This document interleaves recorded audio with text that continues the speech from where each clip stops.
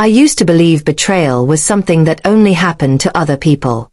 You read about it in stories, see it in movies, but never think it'll crash into your own life. Until it does. For me, it wasn't just betrayal from my wife. It was betrayal from my best friend. The two people I trusted the most. It started small. Late-night texts she claimed were work messages. A sudden interest in going to the gym when she'd never cared before. A laugh that lingered just a little too long whenever my best friend, Mark, was around. I brushed it off at first. Paranoia, I told myself. I loved them both too much to even imagine something so ugly. But the signs kept piling up. One night, I came home early from work. Their cars were in the driveway. My stomach turned. I walked in quietly, and the house was silent. Too silent. Then I heard it. A muffled laugh from the guest room. My wife's voice. His voice. Together. I froze. My chest tightened. Every instinct screamed at me to burst in, to catch them in the act. But I couldn't move. My legs felt like stone. Instead, I backed out of the house, drove away, and sat in my car for hours, shaking. That night, I decided I wouldn't confront them right away. No yelling.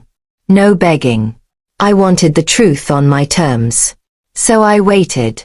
I gathered evidence, text screenshots, hotel receipts, even photos. Every piece cut deeper, but every piece made me stronger. A week later, I invited both of them over. I told them it was game night, just like old times. They showed up, laughing, completely unaware that their world was about to collapse. We sat around the table. Cards in my hand, rage in my chest.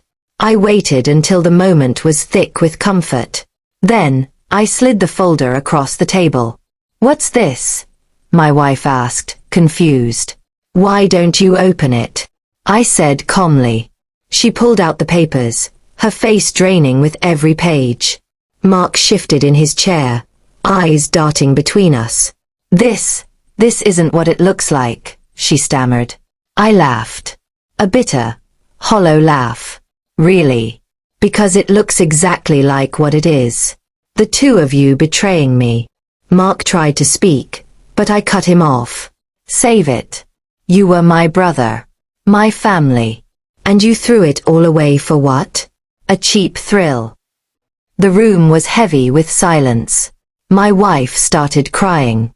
Mark hung his head. But I wasn't done. I leaned forward.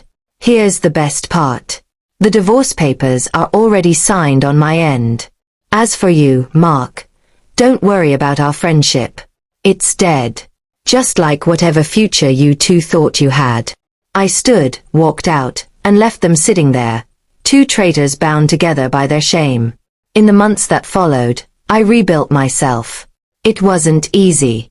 Some nights, I wanted to call her. Some mornings, I thought about Mark and the years of brotherhood we shared. But slowly, the pain turned into clarity. I realized that their betrayal wasn't the end of my story. It was the beginning of a stronger one. And here's the final twist. A year later, I saw them again. Not together.